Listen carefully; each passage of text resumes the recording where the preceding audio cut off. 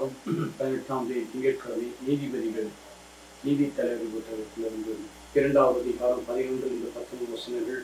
Israel மக்கள் ஆண்டவருக்கு விலகி முரட்டுத்தனத்தாலும் அந்நிய தேவர்களை வெளிப்பட்டு வாழ்ந்தார்கள். ஆகவே தேவன் அவருடைய கொள்ளையடிப்போர் கையிலும் எதிரி கையில கை விட்டு விட்டார். இருப்பினும் அவர் மீது பரிவு கொண்டு நீதிபதிகளை உருவாக்கினார். இது குறித்து 16-17 வசனங்களை பார்க்கிறோம்.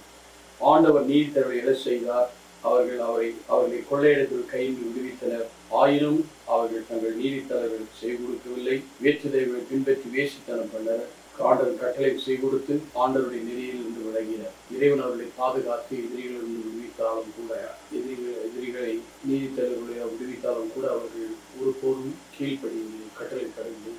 இந்த உலக போக்கிலே வாழ்ந்தார். இதனால் பல துன்பங்களுக்கும் பேரங்களுக்கும் வேதனைகளுக்கும் ஆளானார்கள். எதிரிகள் பல தடவை அவர்களை எதிர்த்து வந்து கொள்ளையடித்து சென்றார்கள். அப்படி கொள்ளையடித்து செல்லும்போது தாங்கள் பலவற்றை இழந்திருந்தாலும் உண்மையான தேவனை தேடவில்லை, அவருடைய கட்டளைகளை கடைபிடிக்கவில்லை.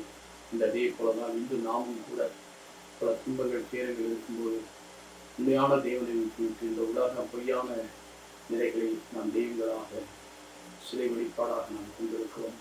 இதனால் பல துன்பங்களுக்கு காலமாக நாம் மனம் திரும்பி ஆண்டவருக்கு வர நம்மை ஒப்புக் கொடுப்போமா? எங்கள் நல்ல ஆண்டவரை, நேற்றும் இன்றும் இன்று மாறாதது உடைய கிருபையினால் இதை காத்துக்கொண்டு வழிநடத்தி பரிசுத்தமாக நல்ல ஆமென்.